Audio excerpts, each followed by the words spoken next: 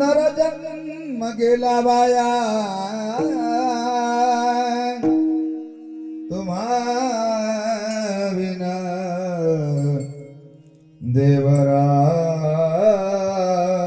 देवराया नाही शोधिले सारा सार मग कैचा बरोबगार घडले नाही निर्धाडर आणि वारणावरे मन नाही शोधिले सारा सार मग कैचा बरोबगार म्हणे महादेव तारुण्य म्हणे महादेव तारुण्य गेले आले वृद्धपणा नाही शोधिले सारा सार मग कैचा परोपकार शिवहाराज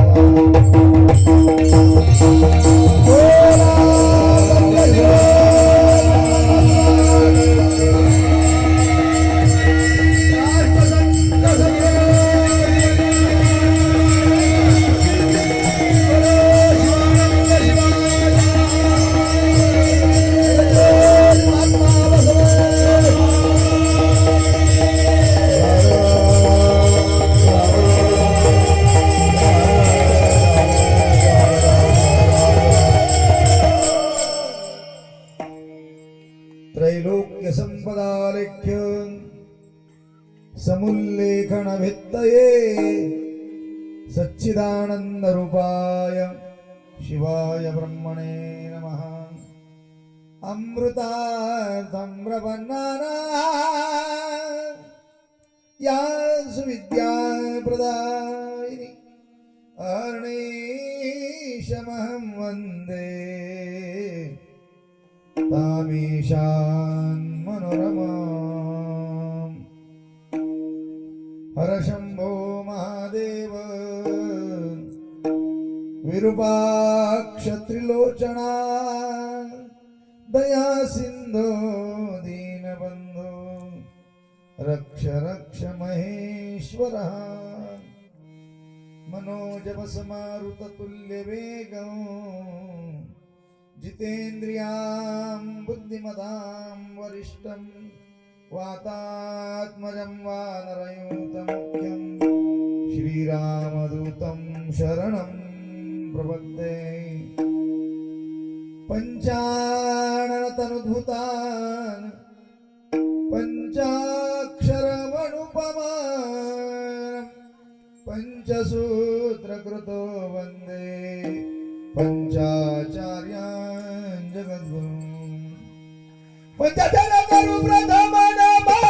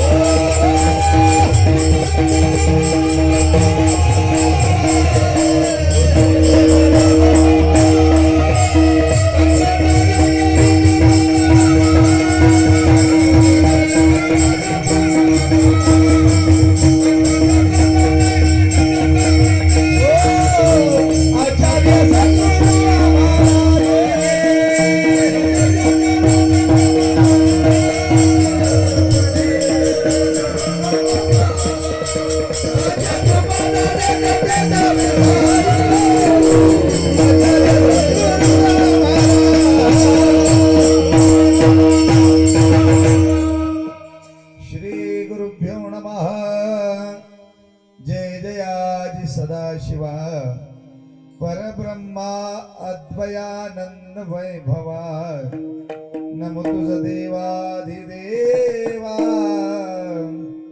परमेश्वरा जगद्गुरु आदि नमो श्री गुरुराया सद्गुरु शिवलिंग शिवाचार्या नमन माझे तुमचे पाया मती द्यावी निरूपणी मी तवनेने विवेक प्रबोध बोलोनेने साहित्य संगीत शब्दू येथे कृपा दृष्टीने प्रबंधो चालवा स्वामी श्री महाराज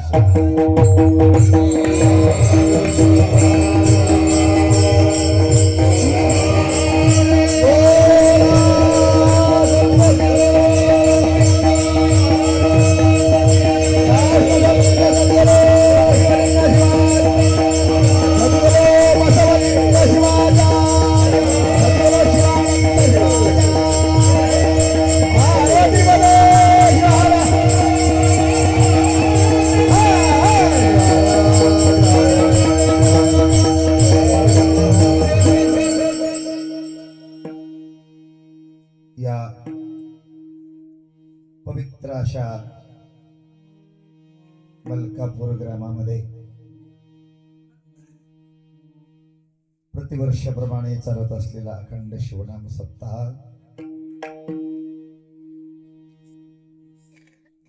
याही वर्षी भक्ती वैभवात संपन्न होतो आहे. त्यातल्या 5व्या दिवसाची सेवा माझ्याकडे आलेली आहे.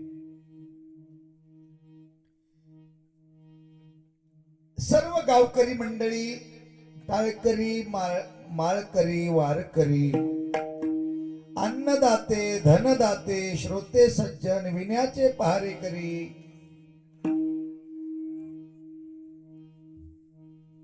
गायक, वादक, कीर्तनकार, प्रवचनकार, कलाकार या सर्वांच्या सहकार्याने भक्ती वैभवात होत असलेला हा सप्ताह त्यातला 5वा दिवस, त्या दिवसाची सेवा माझ्याकडे आलेली आहे. सेवेसाठी निवडलेला अभंग शिवयोगी संत शिरोमणी मन्मथ माऊलीच्या प्रभावळीतील मान्यता प्राप्त संत राजयोगी महादेव प्रभू यांच्या वाङ्मयातील अभंग सेवेसाठी, चिंतनासाठी निवडलेला आहे. तुम्हाला आणि मला दोघांना मिळून अभंगाचं चिंतन करायचं आहे. थोडासा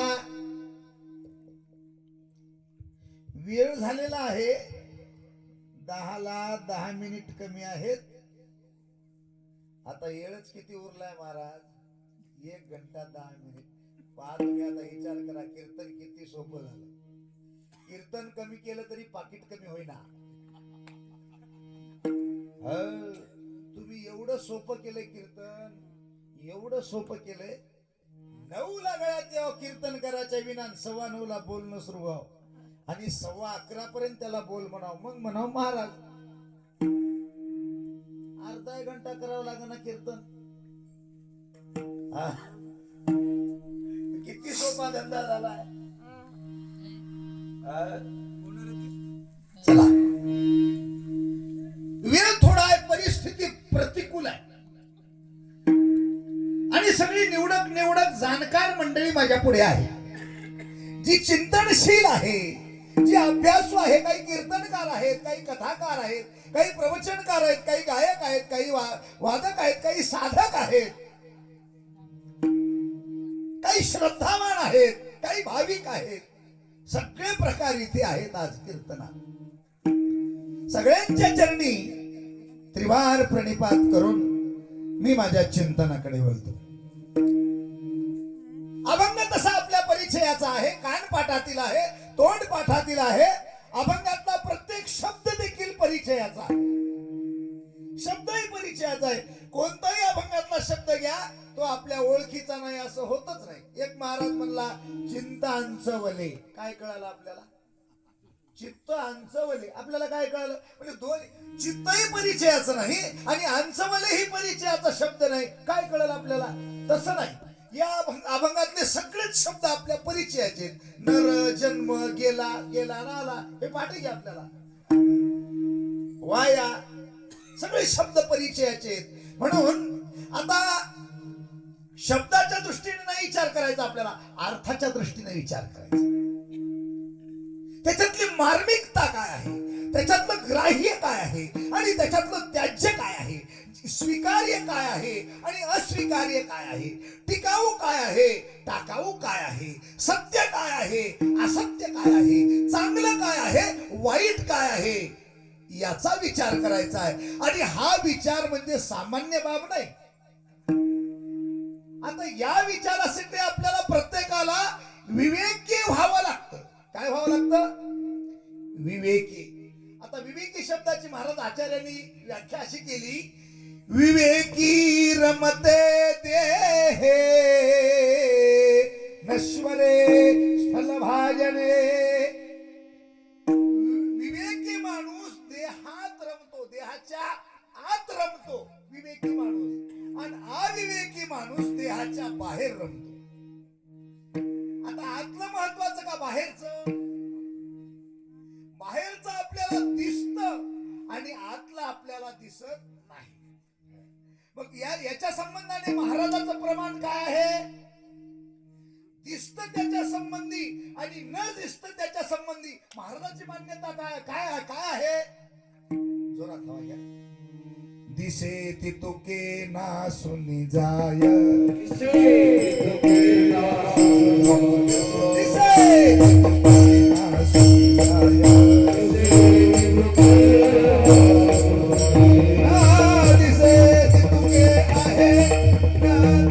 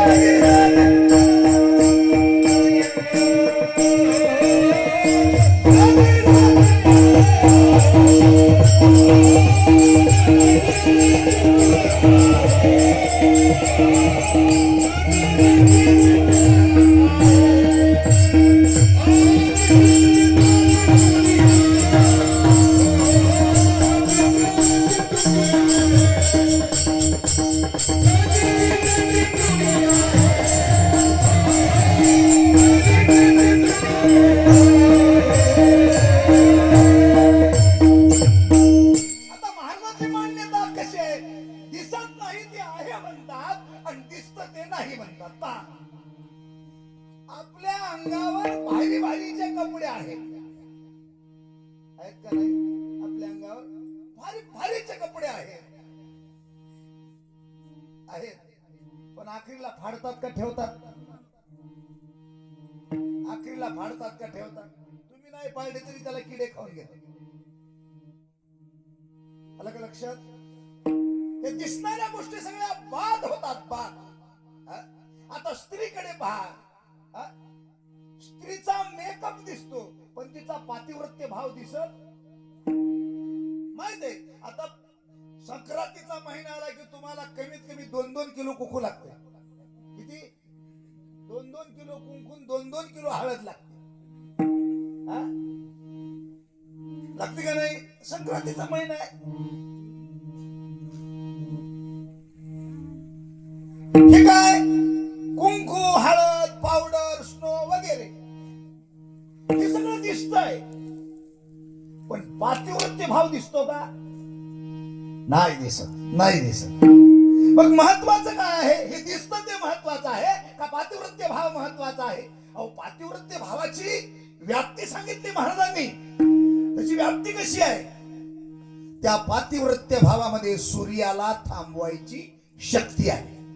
सूर्याला थांबायची शक्ती आहे. सूर्याला थांबवायचा पॉवर आहे. पॉवर मावळू देत नाही सूर्याला, तर म्हणतात पातिव्रत्य भाव. आणि वीरशैव परंपरेमध्ये पातिव्रत्य भावच महत्वाचा आहे.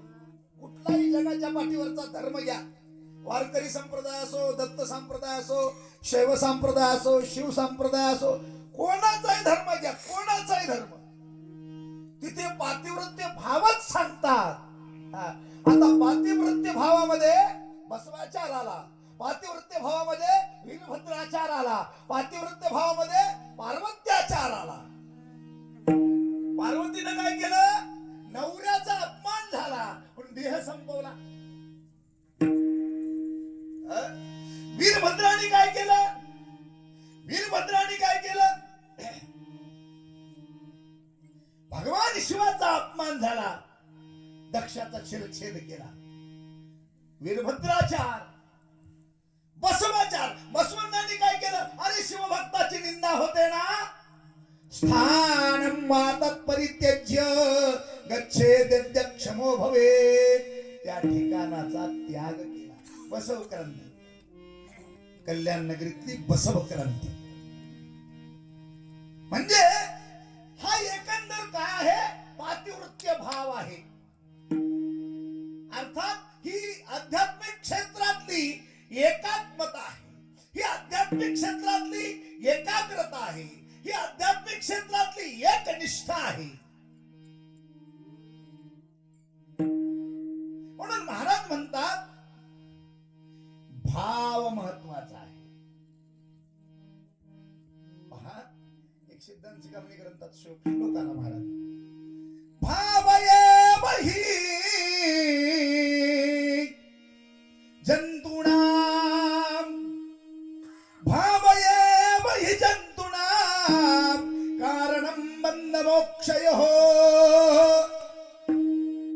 भावशुद्ध्या भवेन्मुक्तिर् विपरीते तु संस्कृतिः.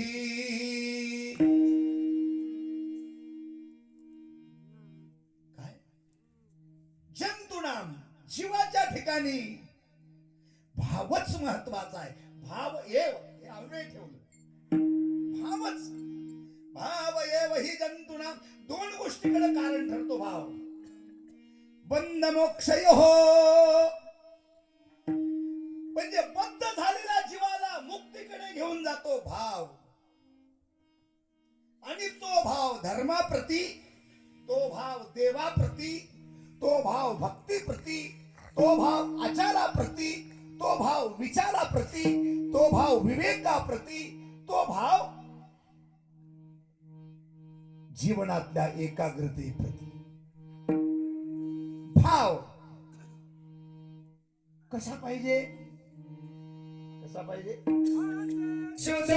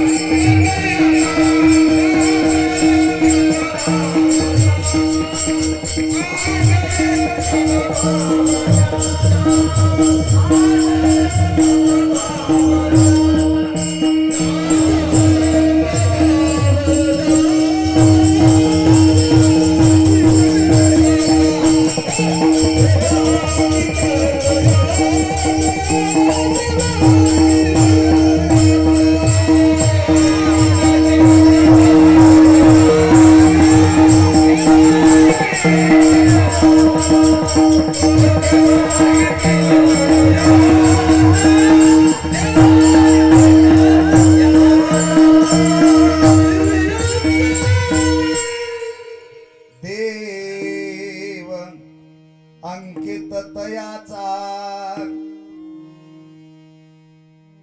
असे शुद्ध भाव. शुद्ध भाव म्हणजे कसा भाव? कुणासारखा भाव? अशोकराव सारखा एवढ्या थंडीत सकाळी 4ला येऊन देवाला बेजार करायचं. 4 वाजता इथे काय म्हणतात? काय म्हणतात उठा उठा शिवराजा उठा उठा शिवराजा बोला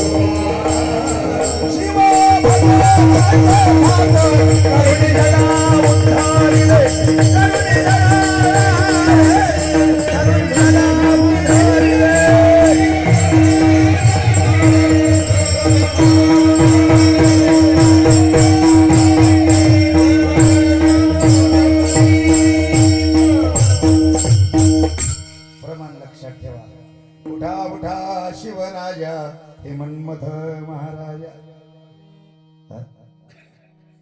तारक तुम्ही हो सकळा तारक तुम्ही हो सकळा सद्गुरु महाराज शिवभजनाचे थाट शिवभजनाचे थाट करुणी जगा उद्धरिले हे भजन आहे ना हे जगदीशाचं भजन आहे महाराज कोणाचं भजन आहे जगदीशाचं भजन आहे जगाच्या मालकाचं भजन आहे हे विश्वाचं भजन आहे विश्वनाथाचं भजन आहे दुसरं तिसरं कोणतं नाही विश्वनाथाचं भजन आहे जगदीशाचं भजन आहे जगन्नियंत्याचं भजन आहे जगाच्या मालकाचं भजन आहे जगताच्या उत्पत्ती स्थिती लयाचं कारण कारणाचं कारण अतिकारण महाकारण असलेला तो आशुतोष भगवान शिव त्याचं भजन आहे त्याला आदिनाथ म्हणतात आदिनाथ म्हणतात आणि तो सगळ्याचा गुरु आहे सगळ्याचा गुरु म्हणतो जगद्गुरु सगळ्या विश्वाचा मालक म्हणतो विश्वनाथ जगाचा मालक म्हणून जगदीश जगन्नाथ माय जगन्नाथ बाप जगन्नाथ कोण जगन्नाथ ज्याचा वाढदिवस करतात ते काय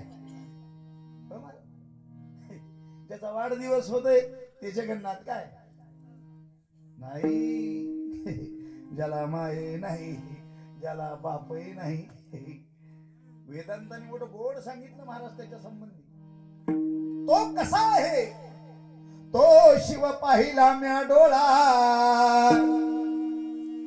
तो कसा आहे वेद सांगतो श्रुती सांगते तो अनादि आहे तो अनंत आहे तो सद्रूप आहे तो चिद्रूप आहे तो आनंद रूप आहे जगताच्या उत्पत्ती स्थिती लयाचं कारण आहे तो आणि आमचा अनुबंध त्याच्याशी आहे जीव म्हटलं की शिवाला जीव म्हटलं की शिवाला आत्मा म्हटलं की परमात्माला भक्त म्हटलं की देवाला आणि आमचा अनुबंध त्याच्याशी आहे पण जीवनाचा कालमान त्याच्याशिवाय गेला जीवनाचा कालमान त्याच्या भक्तीशिवाय गेला जीवनाचा कालमान त्याच्या भजनाशिवाय गेला जीवनाचा कालमान त्याच्या चिंतनाशिवाय गेला तो तिथेच राहिला आम्ही इथेच राहिलो हे अंतर काही संपलं नाही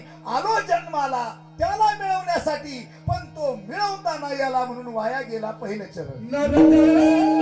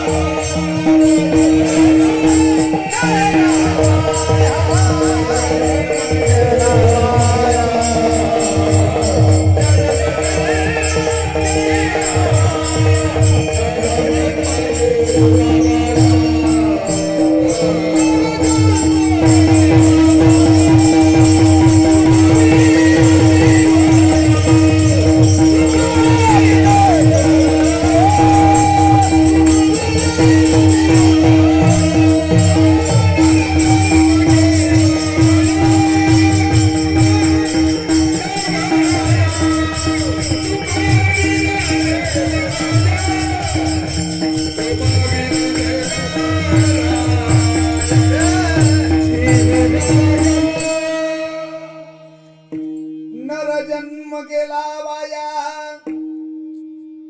तुभावीन देवराया. सोप सोप सोप आहे. झोप यायली का माय? यायली का? तुम्ही शाळेत जाता का रोज? रोज जाता का शाळेत? हा? आता झोप कोणाला यायली कळते बरं का?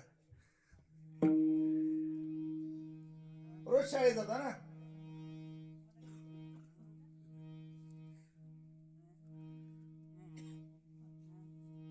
महाराज म्हणतात नरजन्म गेला बाया तुम्हा विन देवराया.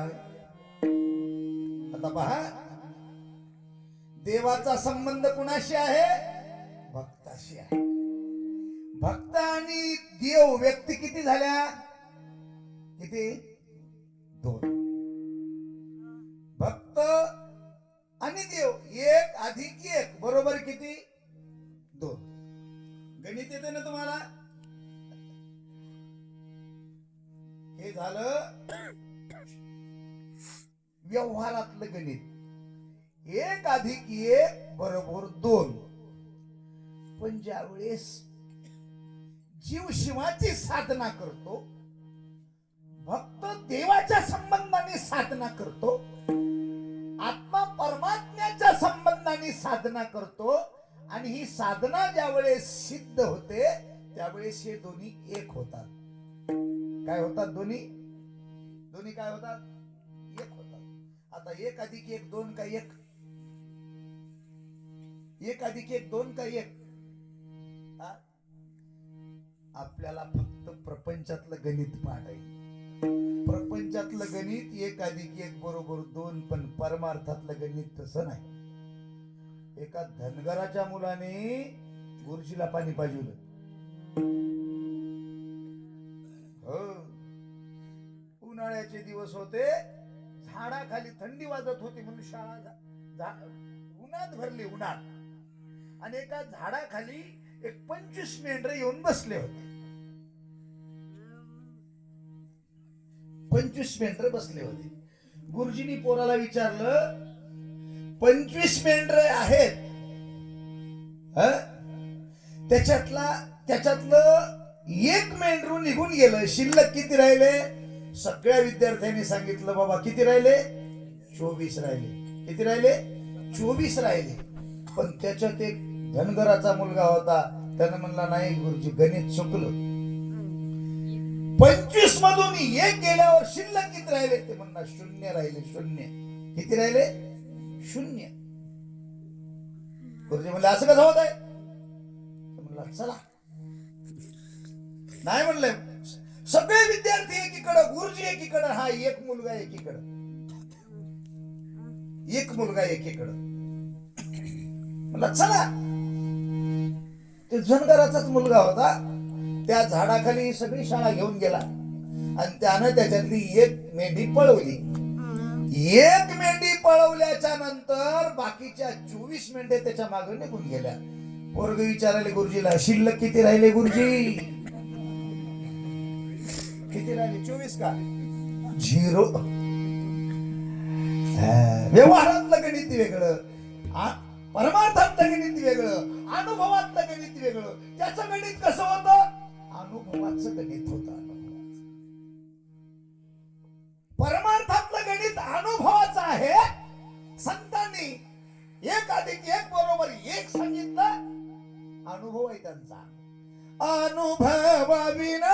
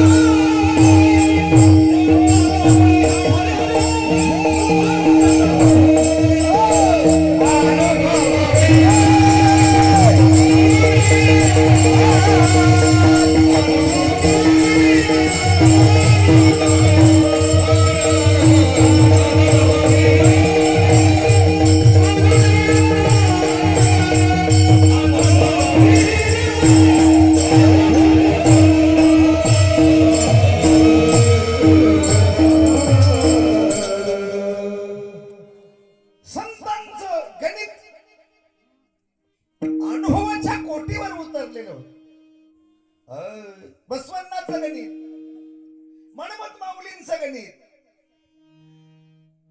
अनुभव कसा होता? बोललेला शब्द खोटा व्हायचा नाही. बसवण्णाच्या शिवानुभव मंडपात चोरी करायला शिरलेले चोर गळ्यात वांगे बांधून गेले. कारण बसवण्णाच्या शिवानुभव मंडपात लिंग घातल्याशिवाय प्रवेश नव्हता. लिंग घातल्याशिवाय प्रवेश नव्हता. तुमच्या गळ्यात आहेत का नाही लिंग? आहेत का नाही? हे पहा, लिंगाशिवाय लिंगायत नाही, माळीशिवाय माळकरी नाही. हो, आखरीचा कार्यक्रम आपला लय महत्वाचा राहतो. आखरीचा, शेवटचा. बोलू का? पण ती निर्वाणीच होईल म्हणून बोलणार नाही. लिंग असेल तर लिंगायत, माळ असेल तर माळकरी. बसवण्णाचा लिंगावर एवढा विश्वास होता, कर्तृत्वावर विश्वास होता, भक्तीवर विश्वास होता, श्रद्धेवर विश्वास होता, अध्यात्मावर विश्वास होता, भगवंतावर विश्वास होता, इष्टलिंगावर विश्वास होता, चंद्रमल्लिकार्जुनावर विश्वास होता, संगमेश्वरावर विश्वास होता. ते चोर शिरले शिवानुभव मंडपामध्ये. विचार केला, अरे गळ्यात लिंग असल्याशिवाय मध्ये प्रवेश मिळत नाही. लिंग कसे असतात? वांग्यासारखे असतात. वांगे कपड्यात गुंडाळून गळ्यात बांधले, मध्ये शिरले. पुढे काय व्हायचं ते झालं. त्यांची चोरी उघड पडली आणि ते बसवण्णाच्या लक्षात आलं. म्हणले कोण? त्यांनी सांगितलं. आता शेवटची काय सांगितलं त्यांनी? शेवटी धावतं सांगतो, आम्ही चोर आहोत बाबा, चोरी करायसाठी आलो. बसवण्णा म्हणले नाही, माझ्या शिवानुभव मंडपाचा दंडक असा आहे, इथलं वातावरण असं आहे, इथली हवा अशी आहे, इथली माती अशी आहे, इथं चोर येऊ शकत नाही, इथं दुर्जन येऊ शकत नाही, इथं दुष्ट येऊ शकत नाही, इथे चोर येऊ शकत नाही. म्हणले कसं काय? तुम्ही साक्षात कोण आहात? शिवशरण आहात. म्हणले धरलं दोघांना, नेलं बाथरूम मध्ये, घातली अंघोळ. बसा म्हणले, आसनावर बसवलं. काढा म्हणले लिंग. तुम्हाला सोनं पाहिजे ना? आम्ही चोरी करण्यासाठी आलो, सोनं न्यायला आलो. सोनं सोनं सोन्याचं काय घेऊन बसला? पाहिजे तेवढं घेऊन जा. बसवण्णाकडे बसवण्णा म्हणजे साक्षात कुबेराचा दुसरा अवतार होता. कुबेराचा अवतार होता बसवण्णा.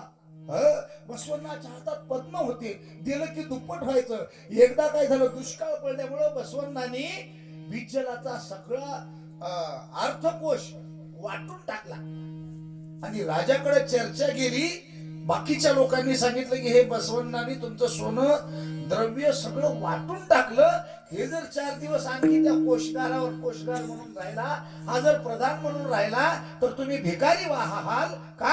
हा टोपल्यानं वाटतोय धन लोकांना.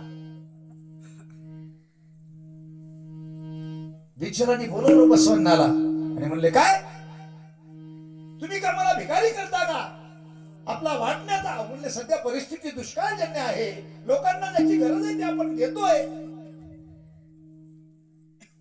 काय म्हणले, तुम्ही सगळा कोठार रिकामा करून टाकला असं आहे का? म्हणले मोजा.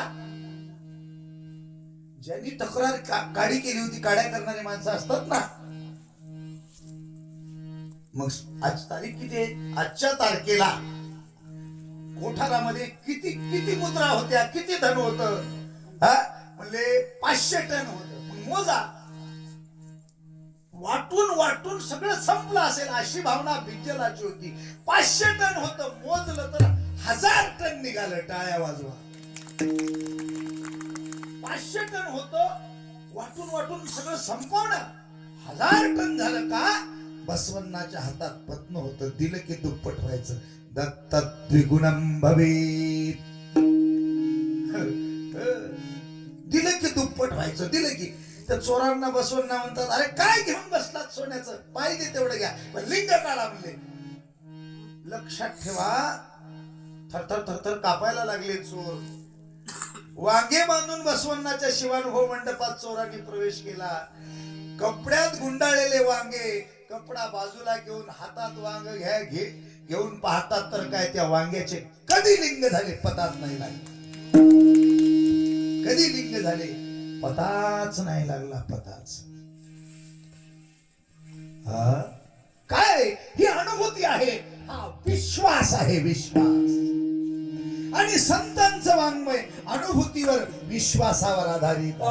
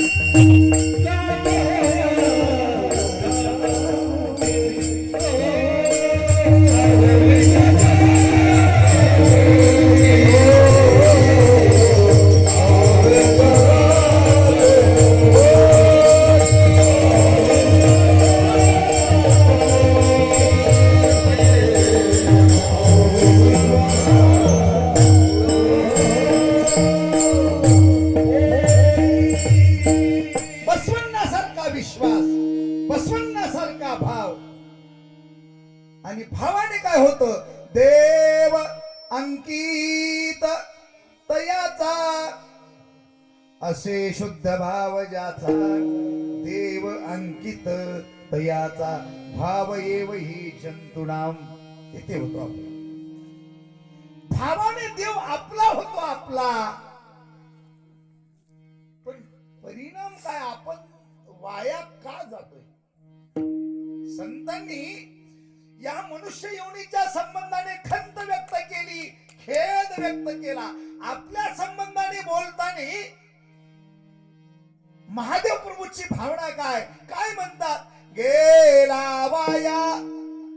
आपल्याला काय म्हणतात? वाया गेला. काय दिसलं असेल आपल्यात? असं त्या लोकांना काय दिसलं जेणेकरून या निर्णयाला ते आले? गेला वाया. पण एका व्यक्तीच्या संबंधाने बोलले नाही ते. नर जन्म नृणाम मनुष्य. माणसाच्या संबंधाने, अखिल मानव जातीच्या संबंधाने ते बोलतात. काय दिसलं आपल्यातलं त्यांना? तर सांगतो, माणसातलं काय महत्वाचं आहे. माणसाला माणसातल्या महत्वाच्या गोष्टी पाटील कळाल्या पाहिजे. आपल्यात काय महत्वाचं आहे आणि आपल्याला महत्वाचं काय वाटतं? आपल्याला चहा पिणं महत्वाचं वाटतो, आपल्याला तंबाखू खाणं महत्वाचं वाटतं, आपल्याला बिड्या फुकणं महत्वाचं वाटतं, एकमेकाला गप्पा मारणं महत्वाचं वाटतं, चोरी करणं महत्वाचं वाटतं, निंदा करणं महत्वाचं वाटतं, व्यभिचार करणं महत्वाचं वाटतं. म्हणजे या सगळ्या गोष्टीने आमचं जीवन कसं व्हायलंय? बाधित व्हायलं. चोरी बाधित व्हायलं. धर्माची अंग किती सांगितली? 10. एखाद्याला मारणं हिंसा. म्हणजे आमचं मनुष्यत्वाच्या दृष्टीने जीवन असं बाधित होतंय, बाधित. म्हणून हे दृश्य संतांना दिसलं. म्हणून आपल्या संबंधाने भाष्य करत असताना ते म्हणतात, नरजन्म गेला वाया. आता पहा, नर कुणाला म्हणतात? नर कुणालाही म्हणणार. रोज सायंकाळी नालीच्याकडे पडणाऱ्याला म्हणत नाहीत नर. नाही, नको ते व्यभिचारी कर्म करणाऱ्याला नर म्हणत नाहीत. नर कुणाला म्हणतात? ज्याचं जीवन पुरुषार्थाने युक्त आहे. ज्याचं जीवन पुरुषार्थाने युक्त आहे. पुरुषार्थ किती? 4. पहिला पुरुषार्थ कोणता? धर्म. पहिला पुरुषार्थ कोणता? धर्म. आणि माणसातलं काय महत्वाचं आहे? अरे माणसातला धर्म काढला तर गोठ्यात बांधलेल्या म्हैशीमध्ये, आणि याच्यात काहीच अंतर नाही. ती चारा खाते, हा चारा खातो. ती झोप घेते, हा झोप घेतो. त्याला संसार आहे, ह्याला संसार आहे. त्याला मुलं बाळ आहेत, ह्याला मुलं बाळ आहेत. एक दिवस संसार करून तेही मरणार, हेही मरणार. काय फरक आहे दोन्ही मध्ये? महाराज म्हणतात, काय म्हणतात महाराज? अरे हाची महालाभ मुक्तीचे माहेर. अरे तुझ्या धर्म महत्वाचा आहे. म्हणून महाराज म्हणतात, अरे धर्माने वाग, निजू नका जागा जागा. आपल्या सगळ्यांना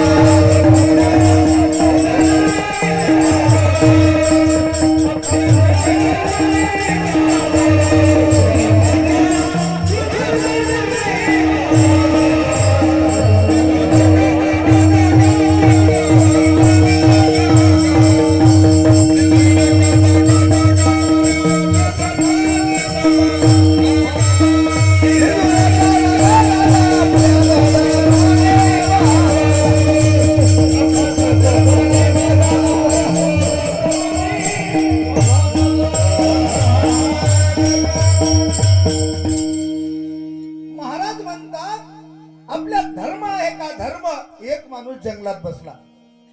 जंगलात की ज्या जंगलामध्ये वाघासारखे हिंस्र पशु आहेत आणि गावातले माणसं त्या जंगलातून दिवस मावळल्यामुळे शेतातून घरी निघाली. गावातली माणसं शेतातून घरी निघाली. हा तिथेच बसलेला दिसला. एक आमच्या अशोक अप्पासारखा, अशोक पाटलासारखा ग्रस्त त्याला म्हणायला लागला, अरे आता दिवस मावळायची वेळ झाली. जंगलातले वाघ, सिंहादी हिंस्र पशु आता गुहेतून भक्ष्य शोधण्यासाठी बाहेर निघतात. चल घराकडे. ते म्हणला मला यायचं नाही. चल रे बाबा, तुला हात जोडतो, चल. नाही म्हणला, यायचं नाही. अरे वाघ सिंह तुला खातील. खाऊ द्या म्हणला, खाऊ द्या, पण मला यायचं नाही. खातील रे. अहो म्हणला, त्यांनी मला खावं म्हणूनच मी थांबायलो ना. काय कारण असेल त्याला विचारलं. बाबा, अरे तुझा जीव जाईल, तुला खाऊन घेतील ना, त्याच्यासाठी थांबलो म्हणला.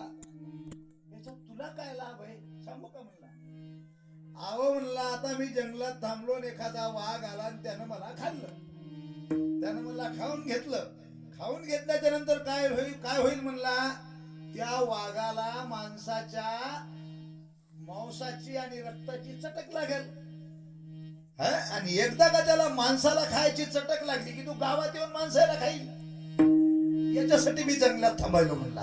शिवार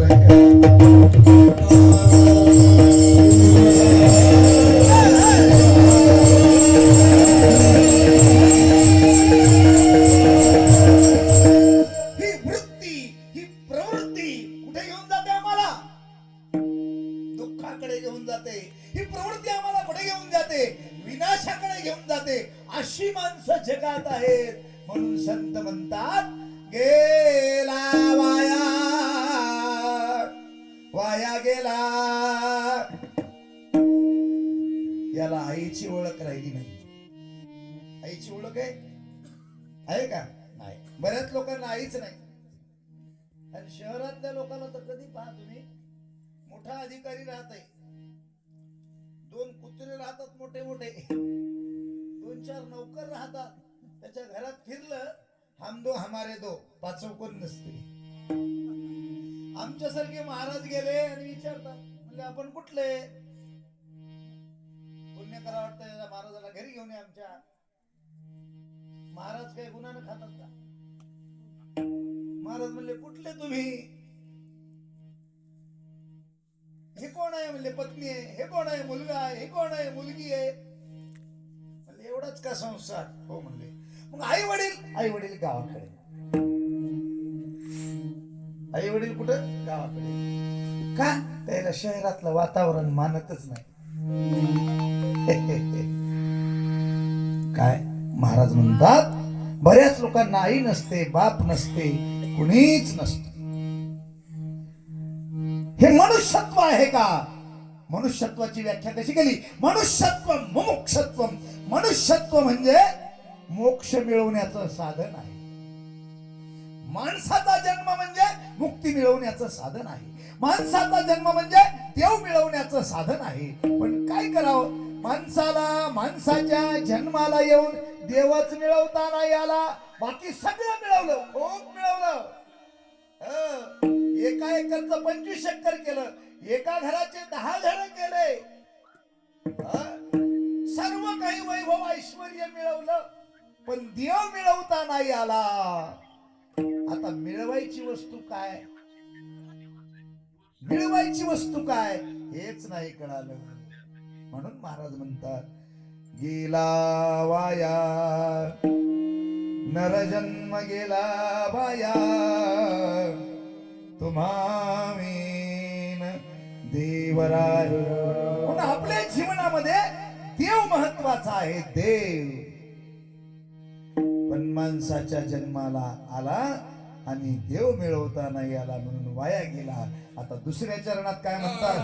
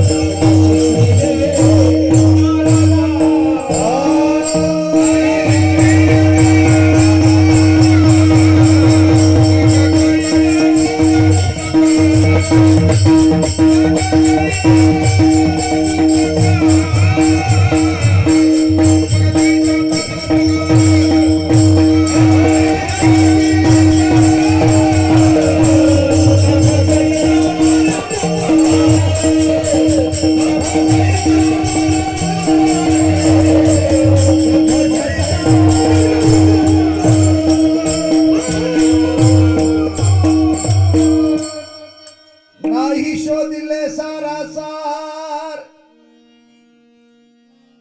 माणसाला माणसाच्या जन्माला येऊन सार आणि आसार कळायला पाहिजे, चांगलं आणि वाईट कळायला पाहिजे, खरं आणि खोटं कळायला पाहिजे, सत्य आणि असत्य कळायला पाहिजे. ज्याला चांगलं कळालं ते चांगल्या लोकांच्या संगतीत गेले आणि त्यांनी सारासार विवेक केला. आणि जे वाईटाच्या संगतीत गेले, एकदा काय झालं, कावळ्याने राजहंसाची भेट घेतली. कावळ्याने राजहंसाची भेट घेतली आणि कावळा राजहंसाला म्हणतो, अहो काय इकडे फिरता? राजहंस हा मोत्याचा चारा खाणारा राजहंस. चला म्हणले आमच्या बागेत, चला एन्जॉय करू. एन्जॉय कोण म्हणायला लागला? राजहंसाला कावळा म्हणायला लागला. आता राजहंसाचं जीवन म्हणजे कसं जीवन आहे? पण कावळ्याच्या शब्दाला राजहंस बळी पडला. चला म्हणलंय आमच्याकडे सुंदर सुंदर फळं आहेत खायला, थोडस चला म्हणले जंगलात फिरायला. याच्या शब्दावर विश्वास केला राजहंसाने आणि कावळ्याच्या संगतीत राजहंसाला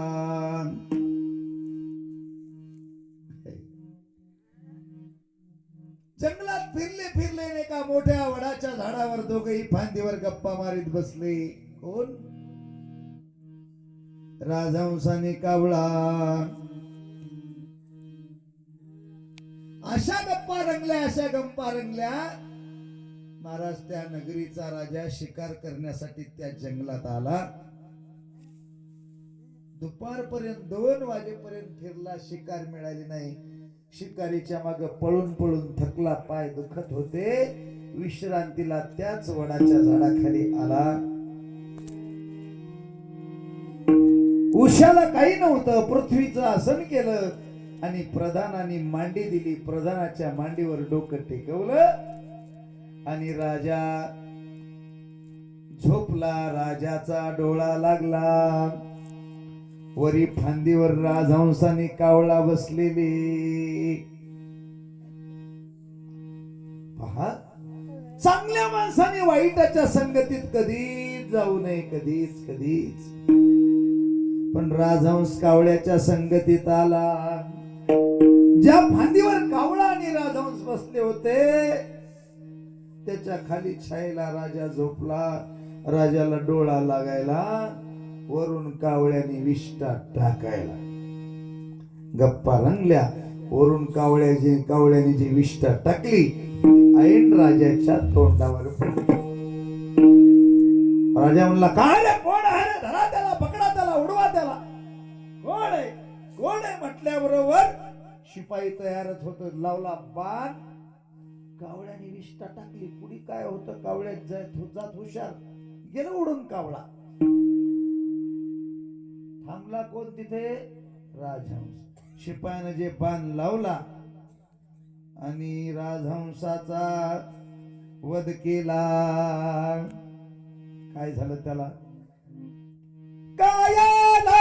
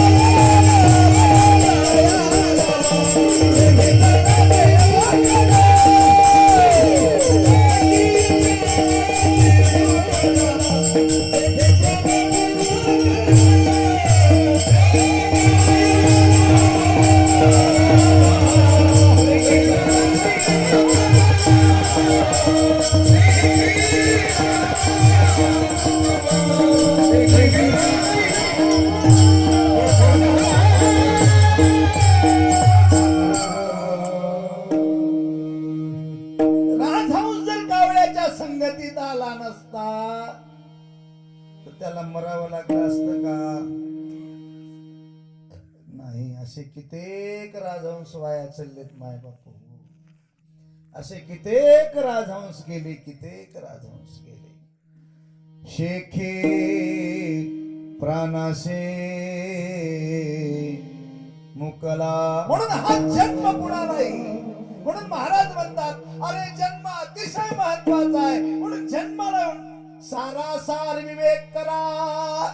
नाही जमलं, नाही शोधिले सारासार. चांगलं काय, वाईट काय, विचार करा. विचाराचं चक्र फिरवा. चांगलं काय, वाईट काय. मोबाईल पाहणं चांगलं का अभ्यास करणं चांगलं? मोबाईल पाहणं चांगलं का अभ्यास करणं चांगलं? हे सगळे विद्यार्थी दशेतले लेकर आहेत. काय आता वेळ गेली ना, आज आपण अभ्यास केला तर उद्या डॉक्टर, इंजिनियर, कलेक्टर, शिक्षक, ग्रामसेवक, तलाठी होता येतं अभ्यास केला तर. आणि उगाच मोबाईल बघत बसलो तर मग काय, त्याला काय भविष्य काय? त्याला काहीच नाही. तवा तगारी शरबर जवारी. त्याला काय भविष्य? काहीच नाही. चूल आणि मूल. त्याला काय भविष्य नाही. त्याच्या पलीकडे आपल्याला जायचं असेल, आपल्याला उज्ज्वल भविष्याची अपेक्षा असेल तर अभ्यास करा. अभ्यास करणे हा सार विचार आहे. लक्ष्मण महाराज म्हणतात, अभ्यास करोनी सर्व काही होय, अभ्यासाची सोय. जीवनाची वाटचाल कशी पाहिजे? तुम्ही म्हणता का नाही रोज? म्हणता का नाही, तमसोमांग ज्योतिर्गमय अमृतोर्मांग अमृतम गमय. जीवनाची वाटचाल अंधारातून प्रकाशाकडे, अज्ञानातून ज्ञानाकडे. अज्ञानातून ज्ञानाकडे, अंधारातून प्रकाशाकडे ही जीवनाची वाटचाल. तमसो मा ज्योतिर्गमय अमृतोर्मा अमृतंगमय ही अवस्था अपेक्षित असेल तर सारासार विवेक करावा लागेल. सारासार विवेक करून योग्य अयोग्याची निवड करावी लागेल. आणि योग्य अयोग्याची निवड केल्याच्या नंतर आपल्यात योग्यता येते. योग्यता येते, योग्यता. म्हणून महाराज म्हणतात ते विवेक नसल्यामुळं नाही जमलं. नाही शोधिले सारासार. आणि माणसाने माणसाच्या जन्माला येऊन परोपकार करायला पाहिजे, पण ते नाही जमलं.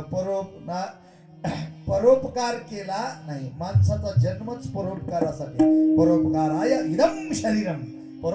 संत परोपकार करतात, साधू परोपकार करतात, वृक्ष परोपकार करतात. आंब्याच्या झाडाला लागलेला आंबा त्या झाडाने कधी खाल्ला का? आंब्याच्या झाडाला लागलेला आंबा आंब्यानं कधी खाल्ला का? त्या झाडाने कधी खाल्ला का? नाही. आंब्याच्या झाडाला लागलेला आंबा कोणी खाल्ला? आपण खाल्ला. झाडाने खाल्ला का? नाही. गंगेचं वाहत असलेलं स्वच्छ पाणी गंगेने कधी पिलं का? नाही. ती वाहते, गंगा वाहते, आपल्याला स्वच्छ पाणी देते. पुन्हा गंगा वाहते, पण ती वाहत वाहत वाहत वाहत काय करते? आपलं पाप सगळं धुवून टाकते. गंगा पापम शशितापम दैन्यम कल्पतरुस्तथा पापंदा पंचदैन्यंच हरे साधु समाग. गंगा परोपकार करते. वृक्ष, वेली, झाड, झुडप, पक्षी, प्राणी, काय म्हैस हे सगळे लोक परोपकार करतात. आपलाही गुण तोच महत्वाचा आहे. आपणही परोपकार केला पाहिजे. आम्ही सारासार विवेक नाही केला आणि परोपकारही नाही केला. पुढे काय?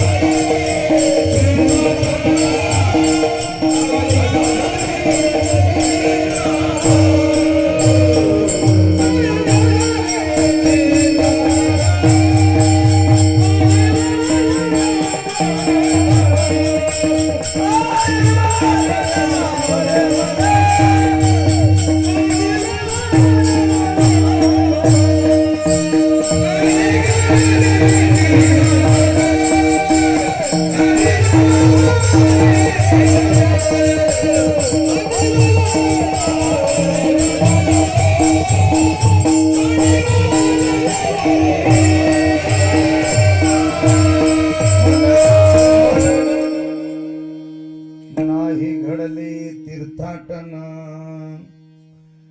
आणि वार नावरे मन.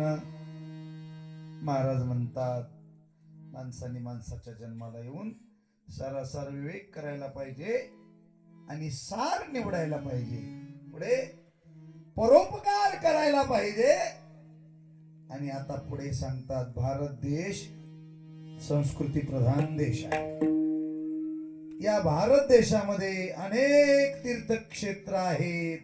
12 ज्योतिर्लिंग, सप्तपुर्या, त्याच्यानंतर चारी धाम वगैरे वगैरे, अष्टविनायक. माणसाने माणसाच्या जन्माला येऊन तीर्थयात्रा करायला पाहिजे. पण भानगड अशी झाली, आम्ही तीर्थयात्रा केली पण त्या तीर्थयात्रेचं पुण्य आम्हाला मिळालं नाही. केली तीर्थयात्रा मात्र घडली नाही. केली पण घडली नाही. का नाही? मनाने घडू दिली नाही. माणसं शरीराने देवाला जातात आणि मनाने घरी राहतात. पहा तुम्ही, काशीला गेलेला माणूस 3 टाइम घरी फोन करतो. बरं, फोन करून काय विचारतो? धार काढली का? काय धार काढली का? खुरपण झालं का? कापूस वेचणं झाला का? म्हणजे शरीर तिथं आणि मन इथं. महाराज म्हणतात घडले नाही तीर्थाटन.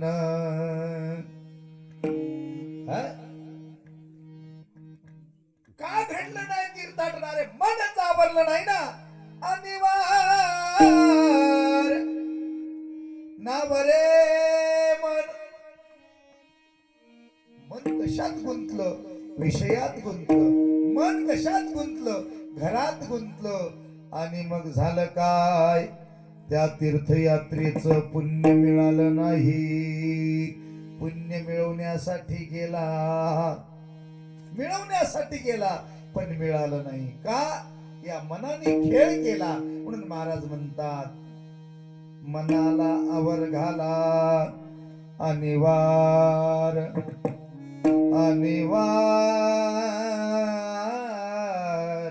नावरे मन. मनाला आवर घालता आला नाही. मनाच्या संबंधाने महाराजांनी खूप काही दिलं. मरकटाची उपमा दिली मनाला. ते चंचल आहे. मरकटाची उपमा दिली. मरकटस्य सुरापानम तन्मध्ये वृश्चिकदंशनम वगैरे वगैरे, अशा अनेक उपमा दिल्या. आधीच मरकट त्यात मद्य प्याला वगैरे. आणि मग त्या मनाला आम्हाला आवर घालता आला नाही. म्हणून तीर्थयात्रा घडली नाही. आता शेवटच्या चरणात काय सांगतात?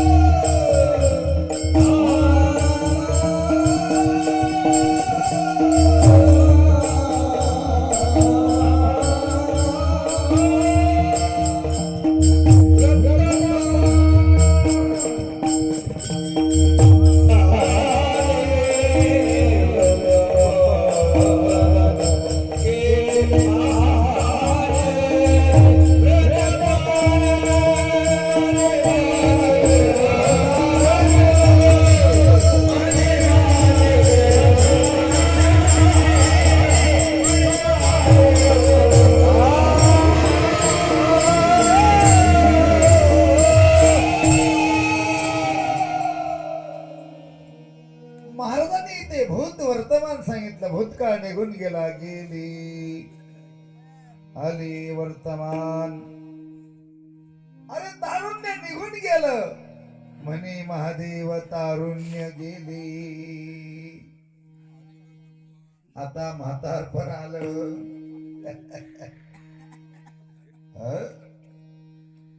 महाराज म्हणतात आता मात्र आवरा. आता आवरायची वेळ आहे. कीर्तन सुद्धा आता आवरायची वेळ आहे. काय मागच्या सवयी घालवा. तारुण्य निघून गेलं आणि आता वार्धक्य आलं. तारुण्य कसं गेलं? भक्तीशिवाय गेलं. तारुण्य कसं गेलं? ज्ञानाशिवाय गेलं. तारुण्य कसं गेलं? वैराग्याशिवाय गेलं. नसे भक्ती ज्ञान आणि वैराग्य ते. अरे भक्ती अक्का महादेवी सारखी असावी. तिने हातातला लिंग खाली ठेवलाच आणि आम्ही गळ्यातला कुणीकडे गेला आम्हाला आणखी पता नाही. अक्का महादेवी सारखी भक्ती असावी. कुठे गेली ती? चन्न मल्लिकार्जुनाचा शोध घेत घेत कदली वनात गेली. कदली वनात अख्खं जंगल फिरलं. कशासाठी? चन्न मल्लिकार्जुनाच्या शोधासाठी जंगल फिरली. थांबली कधी? भेट झाल्याशिवाय थांबली. भक्ती असावी अक्का सारखी, अक्का महादेवी सारखी.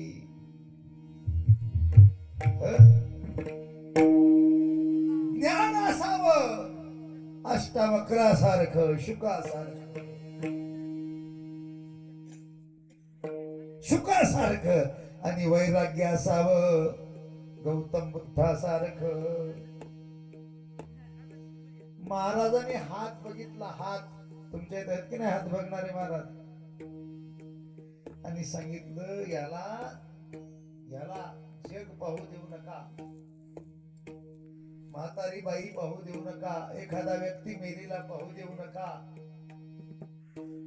राजवाड्याच्या बाहेरच निघू दिलं नाही. मुलगा झाला त्याला तरी राजवाड्याच्या बाहेर निघू दिलं नाही. एका दिवशी म्हणला मला जंगलात विहार करायला जायचंय. प्रधानाला सांगितलं रथ बाहेर काढ. मला परवानगी नाही. परवानगी नाही? मी राजा, कुणाची परवानगी पाहिजे? स्वतःच रथात बसला. गेट स्वतःच उघडलं, रथ घेऊन बाहेर आला.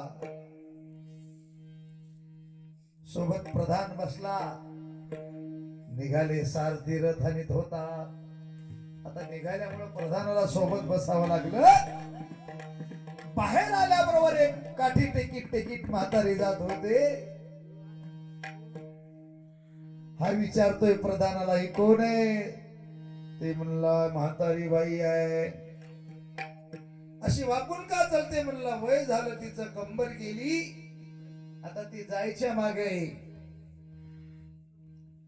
तिला कस तरी रस्ता ओलांडून पलीकडे जाऊ दिलं. रथ पुढे नेला. रस्त्यात एक व्यक्ती आला हातात टोपलं घेऊन. मला 1 रुपया द्या, 5 रुपये द्या, 2 रुपये द्या. राजा विचारतो प्रधानाला हे कोण आहे? म्हणला हा भिकारी आहे, दरिद्री आहे. काय मागतोय? पैसे मागतोय. कशासाठी? त्याच्याकडे धन नाही, पैसा नाही. असं आहे का? बर. तो बाजूला गेला. आणखी थोडं पुढे गेले. एक रोगी दिसला. रोगी, हे अंगातून रक्त वाहत होत. व्याधीने जर्जर झाला. हा कोण आहे? म्हणले हा रोगी आहे. म्हणले रोग कशामुळे झाला? म्हणले भोगामुळे झाला. रोगी भोग भयम, रोगी भोग भयम कुलेच्युत भयम. मग तो प्रधानाला विचारायला लागला. म्हणले ते आपण म्हातारे होतील का? म्हणले हो. पुढे एक प्रेत यात्रा जात होती. एका व्यक्तीला 4 लोकांच्या खांद्यावर नेत होती. त्याने विचारलं हे कोण आहे? म्हणले माणूस मेलाय, त्याला घेऊन चालले अग्नी द्यायला, समाधी करायला. मग हा एक एक गोष्ट विचारू लागला. आपण म्हातारे होतील का? म्हणला हो होणारच ना. आपण असे दरिद्री होतील का? धन संपल्यावर आपणही भिकारी होणारच ना. आपल्याला रोग होईल का? अरे ज्याला शरीर आहे त्याला रोग आहे म्हणला प्रधान. हे 4 जण या माणसाला घेऊन जात आहेत. माणूस मेला, आपण मरतील का? एक दिवस मरणारच. असं आहे का? म्हणला हे सगळं घडणार आहे ना. मग घडण्याच्या अगोदर आपण आपला शोध घ्यावा. महाराज रथात बसलेल्याला वापस पाठविलं ना आपण पुन्हा राजवाड्यात गेला नाही. याला म्हणावं वैराग्य. माय बाप हो, 3 गोष्टी जीवनात महत्वाच्या आहेत. भक्ती, आपल्या इष्टलिंगाची भक्ती पूजा सोडू नका. ज्ञान, परमरहस्याचं पारायण करा, त्यातून 4 गोष्टी आत्मसात करा. आणि वैराग्य, एका गोष्टीचा नित्य विचार करा. हा भरलेला संसार सोडून एक दिवस आपल्याला 4 लोकांच्या खांद्यावर जायचंय, याला वैराग्य म्हणतात. हा विचार आपल्या डोक्यात ठेवा. का तर एक दिवस आपण म्हातारे होणार आणि एक दिवस जाणार. म्हणे महादेव तारुण्य गेले, आले वृद्धपण. अशा प्रकारचा या अभंगाचा भावार्थ आहे, मतितार्थ आहे, गुह्यार्थ आहे, गुढार्थ आहे. तो आपण स्वीकारावा आणि आपल्या जीवनात धन्यता मिळवावी. महाराज म्हणतात, काय म्हणतात, आपला जन्म वाया जाण्याची दाट शक्यता आहे. वाया जाऊ नये म्हणून सारासार विवेक करा. नरजन्म गेला वाया का जातो? देव मिळवता नाही आला की जन्म वाया जातो. मग महाराज म्हणतात, नरजन्म गेला वाया. अरे माणसाच्या जन्माला आला पण याला देव मिळवता नाही आला म्हणून वाया गेला. नाही शोधिले सारासार. माणसाने माणसाच्या जन्माला येऊन सारासार विवेक करावा. तो करता नाही आला. खरं काय, खोटं काय, चांगलं काय, वाईट काय, योग्य काय, अयोग्य काय याची निवड करता आली नाही म्हणून वाया गेला. नाही शोधिले सारासार. माणसाने माणसाच्या जन्माला येऊन परोपकार करायला पाहिजे पण तो परोपकार करता नाही आला म्हणून नरजन्म गेला वाया. माणसाने माणसाच्या जन्माला येऊन तीर्थयात्रा करावी पण ती करता नाही आली म्हणून वाया गेला. अनिवार्य नावरे मन. माणसाने माणसाच्या जन्माला येऊन मनाला आवर घालावा पण तो मनाला आवर घालता आला नाही. मन सैराट सुटलं आणि जीवनाचं सैराट झालं. मनाला आवर घालता आला नाही म्हणून वाया गेला. माणसाने माणसाच्या जन्माला येऊन काय करावं? तारुण्य आहे तोपर्यंतच विचार करावा. परंतु तारुण्य निघून गेलं तरी विचार काही करता आला नाही म्हणून वाया गेला. आता वार्धक्य आलं, आता कळालं पण आता कळून काय उपयोग? उद्याच जायचंय, काय उपयोग? आता कळलं पण कळून काहीच उपयोग नाही झाला म्हणून वाया गेला. अशा प्रकारे महाराजांनी या अभंगाच्या माध्यमातून आपल्याला दिशा देण्याचं काम केलेलं आहे, जेणेकरून आपली दुर्दशा होऊ नये, आपलं जीवन वाया जाऊ नये म्हणून आपल्याला काही टिप्स, काही सूचना दिलेल्या आहेत. त्या सूचना अंगीकाराव्यात, स्वीकाराव्यात आणि जीवनात धन्यता मिळवावी ही सद्भावना आजच्या प्रसंगी व्यक्त करून थांबतो. जाता जाता सुंदर अशा प्रकारचं नियोजन, गाव छोटं गाव मोठं, सुंदर अशा प्रकारचं नियोजन आपण केलेलं आहे. आपण धन्य आहात. अन्नदाते असतील, आपल्या प्रपंचातला रुपया, 2 रुपये, 10, 5, 50, 500, 1000, 2000, 5000 देणगी देणारे असतील, स्वयंपाक करणारे आचार्य असतील, अन्नदाते असतील, मंडप जाणणारे, सर्व काही सेवा करणारी मंडळी असेल, त्या सगळ्यांना धन्यवाद. आपण जीवनामध्ये अतिशय खूप चांगलं काम केलेलं आहे याची नोंद चित्रगुप्त घेतल्याशिवाय राहणार नाही म्हणून तुम्हा सर्वांना धन्यवाद देतो. माझ्या पाठीमागे उभे राहिलेली सगळी तज्ञ मंडळी, आमचे अशोक पाटील आहेत, आमचे खंडेराव आहेत, आमचे हिरवंत पाटील आहेत, तंगलूरकर आहेत, आमचे कीर्तनकार बंधू, कथाकार शिवाजीराव पाटील आहेत आणि गावातील भजनी मंडळ आहेत. एक संका, हे मलकापूर गाव म्हणजे कलाकाराची खाण आहे आणि वीरशैव संप्रदायाचं वैभव म्हणजे मलकापूरचं भजनी मंडळ आणि हे गाव आहे. 40 वर्षापासून तमनूरमध्ये भजनाची परंपरा 50 वर्षापासून यांनीच चालवली. म्हणजे एवढा मोठा 50 वर्षाचा वारसा हा या भजनाचा या गावाला आहे.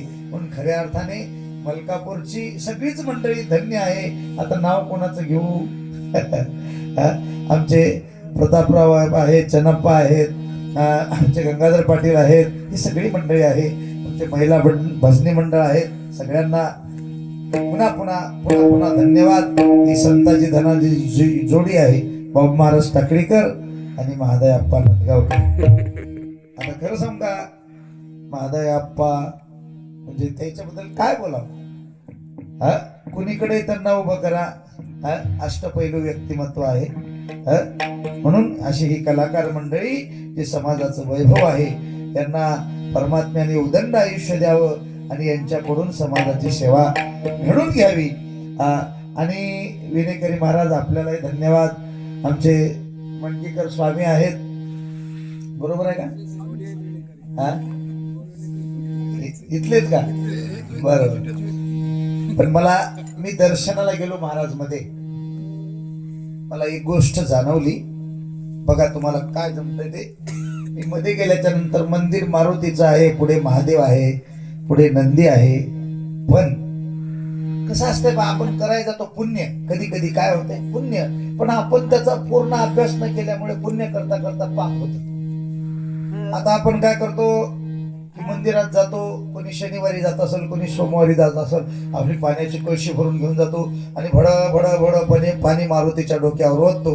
होतं काय तुमच्या मंदिरात? माझ्या लक्षात आलं, मारुतीवर ओतलेलं पाणी सगळं अर्ध महादेवाच्या अंगावर येते.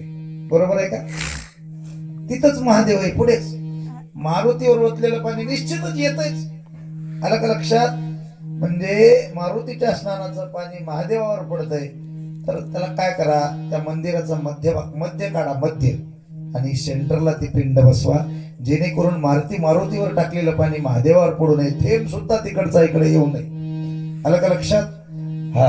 आणि त्या मंदिराच्या मध्यभागी पिंडीला बसवा, नंदी बाहेर घ्या आणि त्याला व्यवस्थित करा. खूप चांगल्या प्रकारचं नियोजन आहे, स्वच्छता आहे, सगळ्याच गोष्टी आहेत. पुन्हा पुन्हा आपल्या सगळ्यांना धन्यवाद देतो. आमच्या प्रल्हाद भाऊनी 2-4 वेळा फोन केला आणि महाराज तारीख आहे, सुंदर अशा प्रकारचं सगळं नियोजन हे केलं.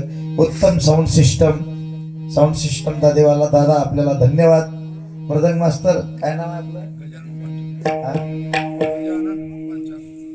गजाननराव, आपणही गोड छान मृदंग वाजवला. पेटी मास्तरने पेटी छान वाजवली. सगळ्यांनी सुंदर अशा प्रकारे सहकार्य केलं. सर्व मंडळींना धन्यवाद. मला शिवाजी पाटील इथपर्यंत घेऊन आले. महाराज, एक महत्वाची गोष्ट सांगतो. एका कीर्तनकाराने दुसऱ्या कीर्तनकाराच्या कीर्तनात टाळ घेऊन उभं राहणे, असं जर घडत असेल तर समजा संप्रदायाला चांगले दिवस आले.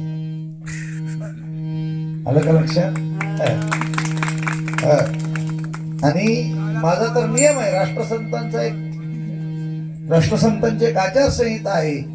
कुठल्याच कीर्तनकाराने कोणाच्याच कीर्तनात बसायचं नाही, झोपी जायचं. नियमच. मी घरी असलो तरी घरी बसत नाही. जवळ कुठं सप्ताह असला की जातो म्हणजे टाळ घेऊन उभं राहतो. म्हणजे हा नियम आहे. म्हणून 1, 2, 3 कीर्तनकार आज माझ्या कीर्तनासाठी उपस्थित आहेत. आपल्याला धन्यवाद. रोज अभिषेक करणारे स्वामी आपल्यालाही धन्यवाद. लेनकेन मार्गाने सेवा करणाऱ्या सर्व मंडळींना धन्यवाद देऊन सेवा माऊलींच्या चरणी समर्पित करून सेवेला विराम.